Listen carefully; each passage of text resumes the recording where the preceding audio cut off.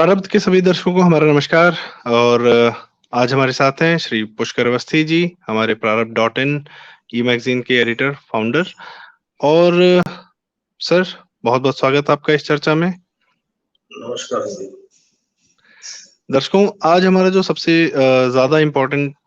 आजकल जो चर्चा का विषय चल रहा है, जो नया सदन नया संसद बना,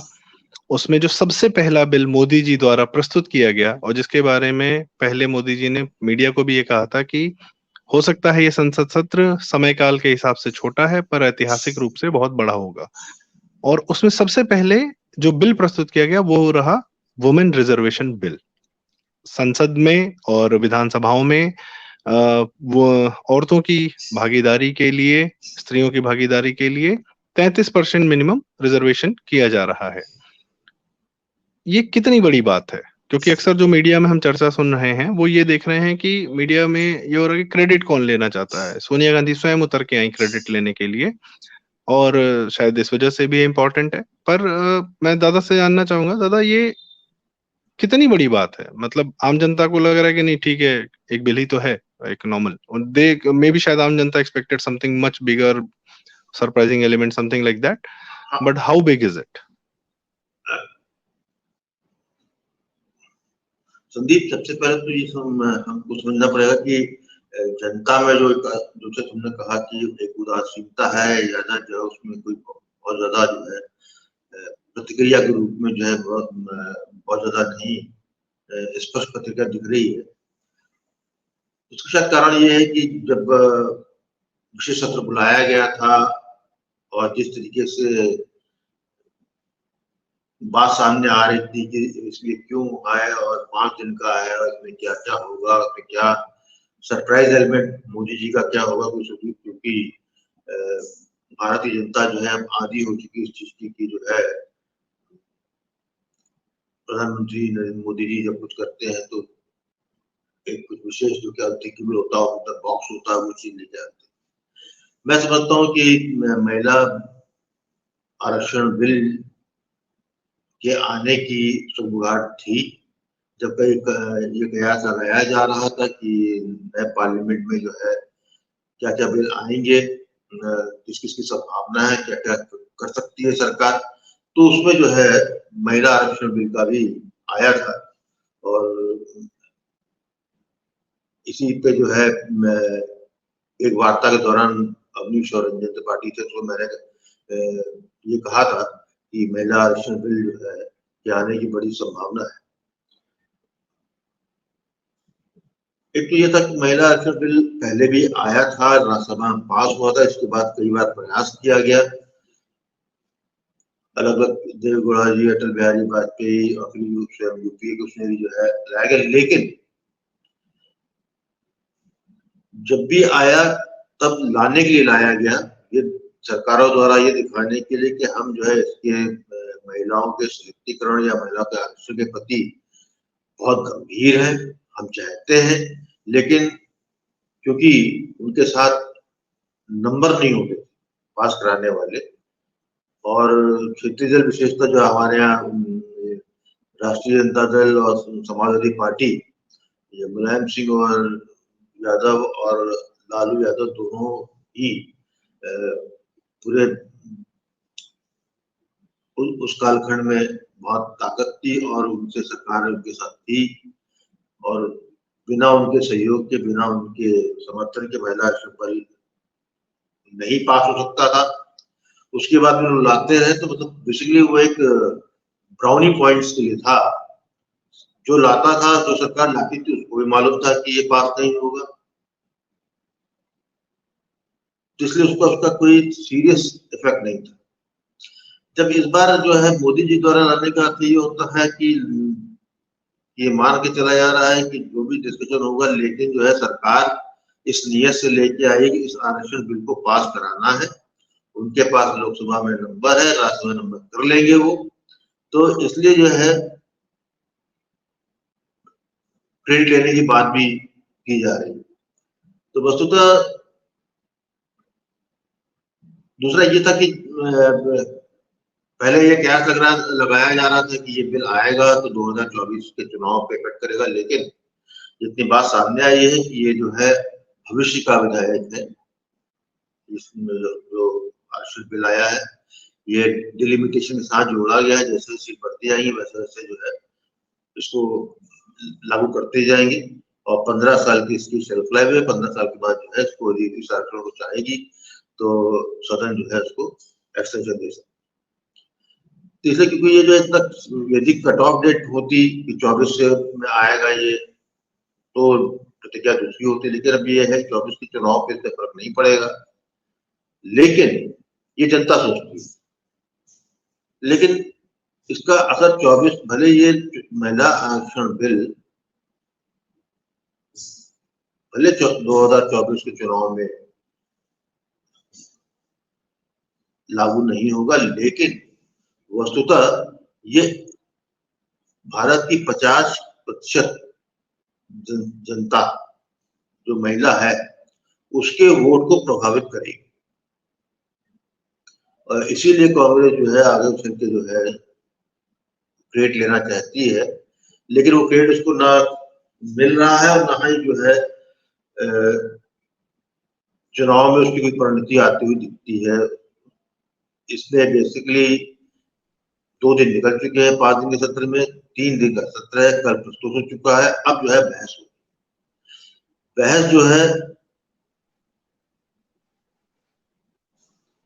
भले सदन में होगी लेकिन उसको देखेगी टीवी पे तो हम लोग आप देखेंगे, लेकिन एक दर्शक दीर्घा भी है और मुझे पूरा विश्वास है और जहां तक मुझे थोड़ा जानकारी भी है कि दर्शक दीर्घा पूरी तरीके से भारत के कोने कोने से आई हुई महिलाओं द्वारा भरी होगी। वहां पर जो सदन में कार्रवाई होगी और जो आरक्षण बिल पास होगा उसका जो है ये वो जो दर्शक दीर्घा में जो लोग बैठे हुए हैं वो जो अपने अपने क्षेत्रों में जाएंगे तो वे एक जो है फील गुड फैक्टर लेके जाएंगे और ये जो है 2024 के चुनाव में निश्चित रूप से जो है भाजपा का ये एनडीए की उसको पक्ष में जो है एक सॉलिड चंक आने वाला है। इसमें कोई कतई मुझे पूरी तरह विश्वास है। मैं इसी बात पे आपसे ये भी पूछना चाहूंगा कि इसके 2 पहलू हैं, एक तो समाज के लिए है और एक चुनाव के लिए राजनीतिक पार्टियों के लिए। हम देखते हैं भाजपा का महिला प्रकोष्ठ है या उनका जो महिला मोर्चा है वो काफी मजबूत है और हम लोग व्यक्तिगत रूप से भी देखते हैं कि भाजपा में महिलाओं की भागीदारी बहुत जबरदस्त तरीके से दिखती है और चाहे वो सांसदों की संख्या के नाम पर हो, विधानसभा के में उनकी विधान मतलब एमएलएस के संख्याओं के नाम पर हो या जिस प्रकार से श्री राष्ट्रपति जी को द्रौपदी जी को राष्ट्रपति बनाया गया या मंत्री पद में मंत्रियों में मतलब मेजर कैबिनेट मिनिस्टर जो है वहां पे महिलाओं की भागीदारी है,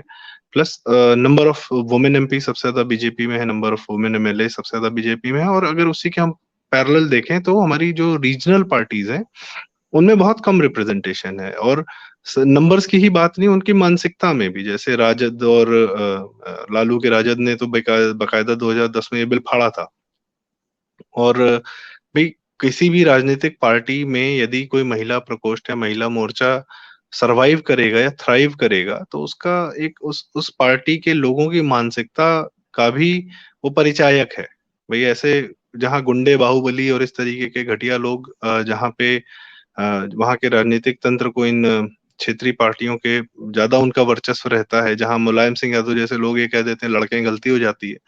तो उन राजनीतिक पार्टियों में तो वहां ढूंढे नहीं मिलेंगी महिलाएं। तो मेरे ख्याल से राजनीतिक पार्टियों जिनमें महिलाओं की भागीदारी कम है उनको ये नुकसान करेगा और इसीलिए शायद उन्होंने इसका विरोध भी किया था 2010 में। और इसके साथ ही हाँ, तो क्या ये उनके लिए और इसके लिए जब आप मैं इसमें एक छोटा सा सवाल अभी एक और जोड़ना चाहूंगा, वो बाद में भी उस पर चर्चा करेंगे डिटेल में कि समाज के लिए कितना महत्वपूर्ण होगा। तो पहले आपसे ये जानना चाहूंगा कि ये क्षेत्रीय राजनीतिक दलों के लिए, और कांग्रेस भी अब क्षेत्रीय ही हो चुकी है क्योंकि वो हर स्टेट में वो अपनी क्षेत्रीय पार्टी ही है, जहां पे वो जीतती है वहां पे उन क्षेत्रीय लीडरशिप की वजह से। तो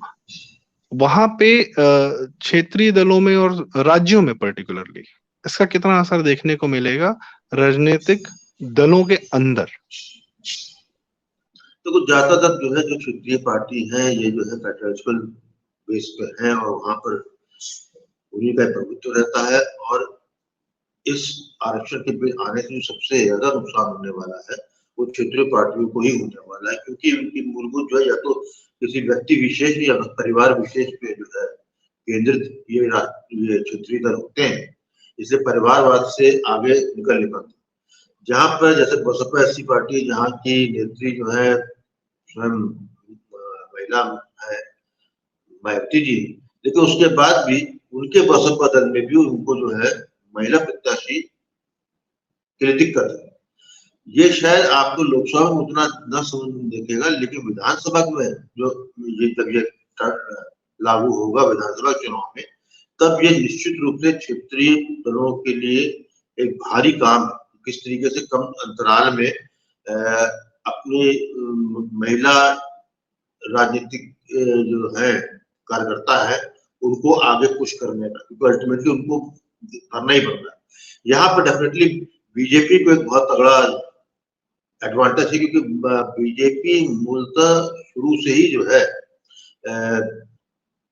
महिलाओं को लेके बहुत सेंसिटिव,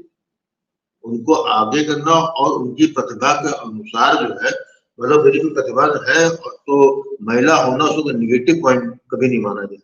आगे उनको किया गया और बहुत सफल है। तो इसलिए बीजेपी को एडवांटेज। जहां तक कांग्रेस का है, कांग्रेस में देखा जाए तो कांग्रेस जहां जहां पर है वहां पर भी एक कोई ना कोई छत्रप है जिसके बल पे कांग्रेस जो है वहां पर आई, उसकी प्रेजेंस है। अब वो छत्रप या वो लोग जो है वो कितना महिलाओं को कटे वहां पर दिक्कत है। लोकसभा में शायद कांग्रेस को दिक्कत ना हो, लेकिन जब आप फिर देखोगे जब विधानसभा के चुनाव होंगे तब उस कांग्रेस को भी जो है महिला आरक्षण बिल की से जो बनी जो स्थिति है उसको भरने में दिक्कत होगी, कि उनके पास भी या जो कार्यकर्ता है वो चूक चुके हैं, ओल्ड स्टॉक है, नया स्टॉक उनके पास नहीं आ रहा, नया कार्यकर्ता नहीं आ रहा है। जब नया कार्यकर्ता उनके पास आ नहीं रहा है तो उनके पास नई शक्ति भी नहीं है। इसलिए जो है ये एक लॉन्ग टर्म में दूरगामी चीज है, जो कि जो है फिलहाल भारतीय जनता पार्टी को चुनावी दृष्टिकोण से दिखता है, फायदा दिखता है। जहां तक ये है कि इसका सामाजिक वाला कॉन्टेक्स्ट जो था, सामाजिक तो बहुत फर्क पड़ेगा। देखिए ऐसा है मतलब मैं जानना चाह रहा था कि इसका जैसे मोदी जी का बेसिकली ये जो हमने देखा है उनका रवैया कि एक्चुअल जो डेमोक्रेसी है, डेमोक्रेसी का मतलब ये नहीं है कि सब कोई वोट दे रहा है। डेमोक्रेसी का ये भी मतलब है कि जो नेतृत्व है वो कहीं से भी आ सकता है। वो जरूरी नहीं कि दिल्ली के लुटेन सर्कल से आ रहा हो या कुछ चुनिंदा लोगों के ही परिवार से आ रहा हो। डेमोक्रेसी का मतलब है कि आपका नेतृत्व जमीन के किसी भी गांव से, कोने से, अगर उस इंसान में वो क्षमता है मेहनत करने की या वो एक नेतृत्व देने की, तो उसको जो है वो मौका मिलता है। और भाजपा में तो ये हमने पूरी तरह से देखा है कि कभी जातिवादी पार्टी नहीं रही भाजपा, और अब कोई किसी भी जाति से, कहीं से कोई भी अगर वो नेतृत्व क्षमता दे सकता है किसी भी प्रकार का, तो उसका स्वागत है। और वो बड़े बड़े पदों पर वहां पे लोग गए हैं, जैसे शाह जी हैं, अमित शाह जी, वो खुद बताते हैं कि मैं कार्यकर्ता था, भाजपा अध्यक्ष हुए। कल्याण सिंह जी थे। अब इन नेताओं की जातियों की बात करना बहुत ही गलत होगा। इनके कर्म की बात होती है, इनके इनके नेतृत्व की बात होती है। योगी आदित्यनाथ हुए, हेमंत बिश्व शर्मा हुए, स्वयं मोदी जी मतलब मैं तो कई बार दूसरे पॉडकास्ट वगैरह भी सुनता हूं, तो वहां पे जो हमारे लुटेन सर्कल के या हिंदी के वरिष्ठ पत्रकार जो लोग एकदम कांग्रेस की गोदी में बैठे रहते हैं, कुछ सत्य हिंदी नाम से जो है झूठ की दुकान चलाते हैं, तो वो वहां पे वो लोग कहते हैं कि उनकी तकलीफ क्या है कि मोदी जी ना ओबीसी हैं। यदि सवर्ण होते तो हम इनको बता देते, या मतलब कि जातियों में विभेद वो पैदा कर देते। पर भाजपा में शायद भाजपा में ये है कि नेतृत्व कहीं से भी आ सकता है। आज अन्ना मलाई है, अब वो तमिलनाडु को लीड कर रहे हैं, तो वो क्या कर रहे हैं उससे फर्क पड़ता है, न कि वो कहाँ से आ रहे हैं। तो ये डेमोक्रेसी की ये भी बड़ी जरूरी बात है कि, और मे बी जहां रिप्रेजेंटेशन की बात है, तो जैसा आपने बताया कि महिलाओं में भी एक मतलब अगर नेतृत्व क्षमता है तो भाजपा में मतलब उसकी पूरी पूछ है, चाहे वो सुषमा स्वराज हो, चाहे उमा भारती हो, चाहे स्मृति ईरानी हो, चाहे अनुप्रिया पटेल हो, चाहे वित्त मंत्री निर्मला सीतारमन हो, जो डिफेंस मिनिस्टर भी रही, और भी मतलब मुझे नहीं लगता कि कोई कमी है ऐसी महिलाओं की जिन लोगों ने प्रवक्ता है, संजू वर्मा है, बहुत सारे लोग हैं जो लोग दमखम से अपनी बात आगे रखते हैं। और मेरे ख्याल से एक ये भी कारण है कि भाजपा का जो चरित्र है वो सनातनी है, वो ओन करते हैं उसको। तो हमारे सनातन में तो सदैव जो महिलाओं का जो सम्मान रहा है, और उन्होंने उनकी जो क्षमताएं नहीं है, महिलाओं ने सदैव नेतृत्व किया, आज नहीं हजारों साल से किया है। ना सिर्फ नेतृत्व मतलब एज अ किंगडम रूल करने में, एक राज्य को रूल करने में, पर बौद्धिक क्षमताओं में भी, जैसे मंडन मिश्र और आदि शंकर की जो क्या कहते हैं, जो शास्त्रार्थ होता है, तो उसमें भी एक महिला ही नेत्री उसका निर्णय करती हैं। तो इंटेलेक्चुअल हो या रूलर हो, या रानी लक्ष्मीबाई के नाम लिया जाता है, इलाबाई जी का नाम लिया जाता है, बहुत लोग, ये पूरी सीरीज है, ऐसा नहीं है कि। और हम अपनी कथाओं में और चले जाएं तो द्रौपदी हो, कुंती हो, इन लोग का जो सम्मान, या इन लोग का जो गांधारी, गांधारी इस हद तक कि वो कृष्ण को श्राप देती हैं, और कृष्ण वो श्राप लेते हैं। तो आप महिलाओं का ओहदा देखिए कि किस हद तक है, जो जिसको, और इसमें उनका महिला होना नहीं, उस इंडिविजुअल इंसान की क्षमता की बात है जो आप कह रहे थे। तो क्या इससे समाज में फर्क आएगा कि एक नेतृत्व, नया नेतृत्व भी निकल के आएगा जिसमें अद्भुत क्षमता हो? मैं इसको इस तरह कहूंगा कि महिलाओं के आरक्षण पे लाने का मतलब ये हो गया कि निश्चित रूप से महिलाओं को नेतृत्व में भागीदारी, राजनीति में भागीदारी तो बढ़ेगी। दूसरी बात यह है कि जब भागीदारी बढ़ेगी तो निश्चित रूप से जो है, जो अनगढ़े रत्न है वो भी सामने आएंगी। तो दूसरी चीज एम्पावरमेंट वाली बात भी है, क्योंकि हमारे यहाँ जो है, वैसे तो इसका कोई देखा जाए तो ये स्वाभाविक, सनातन में स्वाभाविक प्रतिक्रिया के अनुसार महिलाएं आती रही हैं। लेकिन क्योंकि जो हमारे बैगेज में जो 1000 साल की दास्ता है, तो उसने काफी कुछ छिन्न भिन्न कर दिया है। इसलिए नए तरीके से ताने बाने बुने जा रहे हैं, और नई तरीके से जो है नींव रखी जाती है। क्योंकि जो हमने जो है देखा जाए तो शुरू के 6-7 दशक जो है स्वतंत्रता के बाद जहाँ थोड़ा हमने कुछ इम्प्रूवमेंट जहाँ किया वहीं पे, लेकिन जो है सोशल लाइन पे जो एक बॉर्डर लाइन जो थी उसको बने रहने दिया, उसमें ज्यादा विशेष कार्य नहीं हुआ। इसीलिए इतना ज्यादा जो है 65-70 साल स्वतंत्रता मिलने के बाद भी समाज में जो है जिस तरीके से मूलभूत परिवर्तन आने चाहिए तो वो नहीं आ पाए। अब क्योंकि 2014 के बाद एक नई तरीके की जो है गाथा लिखी जा रही है, नए भारत को फिर से जो है संजोया जा रहा है, तो उसमें जो है महिलाओं का अब इस मौके पे उनको जो है राजनीतिक रूप से सशक्त करके, वो भी आपको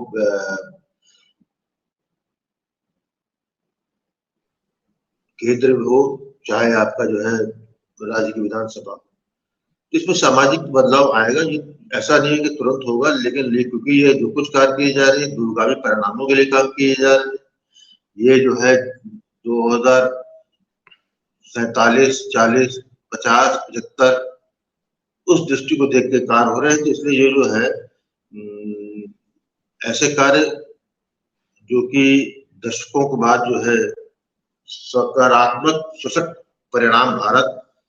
स्वयं भारत के नहीं, भारतीय समाज को मिलने जा रहे हैं, इसलिए तो महत्वपूर्ण है। दूसरी बात, एक चीज मैं यहाँ बहुत कहना चाहूंगा कि आपको एक स्मरण करना चाहिए कि प्रधानमंत्री नरेंद्र मोदी जी ने नए सदन में सबसे पहले महिला विधेयक को सामने ले, महिला आरक्षण जिसको उन्होंने नाम भी दिया है, महिला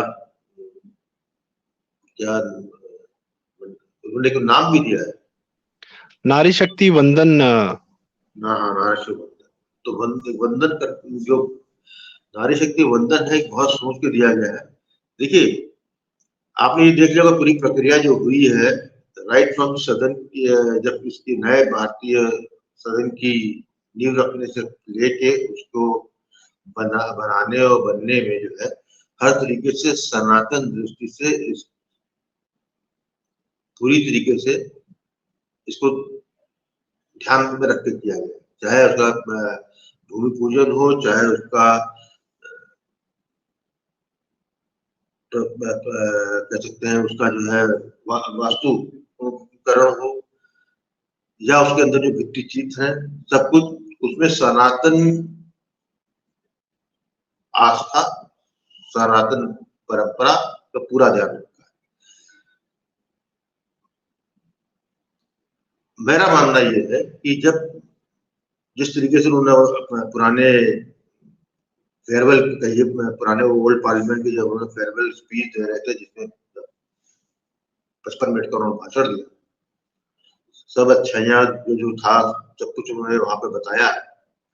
और लेकिन उन्होंने एक चीज बहुत इंफोर्स की, जो नया है वो नए भारत की संरचना, सशक्त भारत की संरचना का केंद्र होगा, और उसको जो है नए भारत के जो हम 1000 साल की दास्ता से विभिन्न उसकी आत्मा थी, उस आत्मा को फिर से संजो के नए संकल्प के साथ नए भारत के निर्माण का बात कही। जब सनातन में आप कुछ संकल्प लेते हैं जी, तो संकल्प जो है तब तक पूरा नहीं होता है आपका, जब कोई भी आह्वान करे, जब तक शक्ति को आप जो है याद नहीं करते हैं, जबकि शक्ति का आह्वान नहीं करते। ये बड़ी जरूरी बात कही आपने। मैं इसको इस दृष्टि में देखता हूँ कि मोदी जी ने, हम लोग डिसअपॉइंटेड हुए कि कुछ और आ सकता है, कुछ और आना चाहिए, मैं भी महिला का आरक्षण बन के आने की मुझे थी, लेकिन अब मैं जो है पूरी चीज को दाने बाने जोड़ता हूँ, तो जिस तरीके से नरेंद्र मोदी जी की सनातन और सनातनी भारत ये प्रतीक प्रतिबद्धता है, और जिस तरीके से वो संकल्प लेके दृढ़ शक्ति से, आत्मशक्ति से आगे बढ़ रहे हैं, उसमें जब नया सदन लेके गए हैं, तब जो है सबसे पवित्र कार्य यही होता था कि उस संकल्प को पूरा करने के लिए नारी शक्ति का जो है आह्वान, और शक्ति नारी ही शक्ति का प्रतीक है, इसीलिए उन्होंने जो है महिला कुछ ना करके नारी शक्ति वंदन का अनुरोध किया है। वो बेसिकली जो है इसको आप प्रतीकों में शक्ति की का आह्वान, उनसे आशीर्वाद लेकर जो है नए भारत के, सशक्त भारत के पुनर्स्थापना की यात्रा का इस सदन से प्रारंभ हुआ। इसको मैं इस तरह देखता हूँ। इसकी मुझे सनातनी प्रतीक ज्यादा समझ में आता है, राजनीति से ज्यादा, किसी और चीज से ज्यादा ये बेसिकली सनातनी। ये आपने सही कहा कि ये आपने सही कहा कि ये लंबे समय के लिए जो है, ये चूंकि अमृत काल का उन्होंने अपना एक 2047 का अपने आप भी एक लक्ष्य दिया है सबको ही,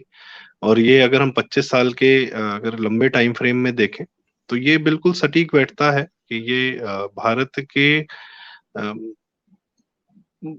को एज अ डेवलप्ड नेशन बनने के लिए, और जाहिर सी बात है कि जिस एक नई जगह का जो पूजन हुआ है, जैसे हमारे यहाँ भी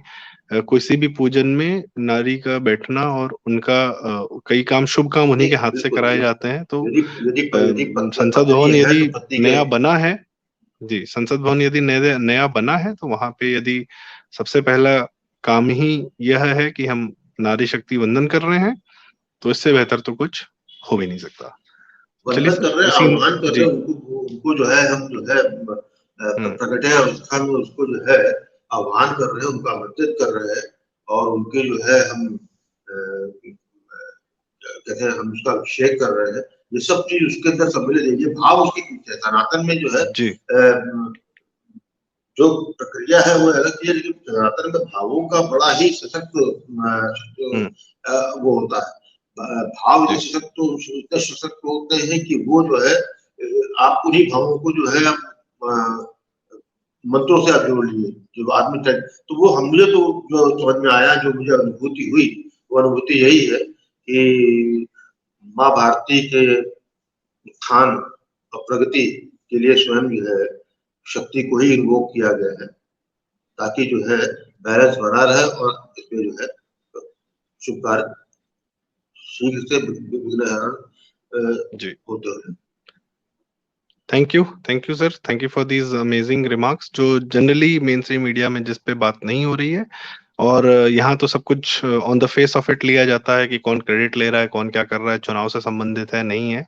पर एक अंडरलाइंग थॉट जो है कि एक जो आप अक्सर कहते हैं कि हम लोग तो मानव हैं, वो महामानव है।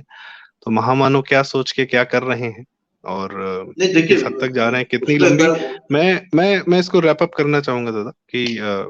बिकॉज उनके अगर हम चरित्र पे और उनके व्यक्तित्व पे बात करने लगेंगे तो फिर वो एक अलग बहुत लंबी चर्चा हो जाएगी, उस पर भी हमको बात करनी है जी। वो मैं ये बात नहीं कर, मैं ये कह रहा हूँ उन्होंने जो न्याय सदन में जो बात की थी, भाषण दिया था, उन्होंने एक बहुत ही मैं कहूँगा कि बहुत ही विश्वास से और सही समझते हुए उन्होंने एक बात कही कि मुझे लगता है कि ईश्वर ने मुझे कुछ पवित्र कार्य करने के लिए चुना जी। उन्होंने जो ये कि मैं करूंगा इसे, उन्होंने ये वहां का सदन के में जो है सभी के सामने स्वीकारा कि वो अपने को जो है निमित्त नियति पुत्र मानते हैं, अपने को प्रारब्ध का एक कहना चाहिए प्रारब्ध का एक अंग मानते हैं, जहां पर स्वयं ईश्वर ने कुछ भारत के निरंतरता में कुछ विशेष काम जो आहूत नहीं हो पाए थे या छूट गए थे, उसको जो है समय के इस काल में करने के लिए बहुत आवश्यक था। और उसके लिए जब वो मानते हैं कि ये मुझको कार्य करने के लिए मुझे इस पीरियड में जो मैं भारत का प्रधानमंत्री बना हूँ, वो जो है बस गति देने के लिए बना हूँ, इन्हीं कार्यों के लिए आया हूँ। तो ये बहुत बड़े, इसी से मुझे ध्यान आ रहा था कि बार बार कि दूरदर्शी व्यक्ति है, आध्यात्मिक आदमी व्यक्ति है, हमसे लोग से ज्यादा सोचते हैं, अगले 25-50 आज का ही सोचते। इसी पे जो है मुझे समझ में आता है कि वो जो आदमी इतना दूरदर्शी हो, इतना इवॉल्व हो, तो निश्चित रूप से महिला आरक्षण बिल जो है वो शक्ति को ही इन्वोक करने के लिए अपनी संकल्प यात्रा को में निर्विघ्न पूर्ण हो जाने की कामना के लेके किया गया। चलिए सर, इसी नोट पर इन महत्वपूर्ण बातों को जानकर बड़ी मतलब थोड़ा सा ज्ञानवर्धन भी हुआ और बात समझने की भी कोशिश की गई, और जाहिर सी बात है जनता को हम एक नई बात भी बताने की का प्रयास कर रहे हैं कि एक ही बिल को कितने रूप से देखा जाना चाहिए, कितने उसके लेयर्स हैं। और इस चर्चा के साथ अभी हम इस चर्चा को आज यहीं विराम देते हैं। Thank you so much viewers for listening to us, and अगर आपको ये वीडियो पसंद आए तो कृपया इसे लाइक करें, इसको अपने दोस्तों सब जगह शेयर करें और हमारा चैनल जरूर सब्सक्राइब करें। बहुत सारा प्यार देने के लिए धन्यवाद। नमस्कार। नमस्कार।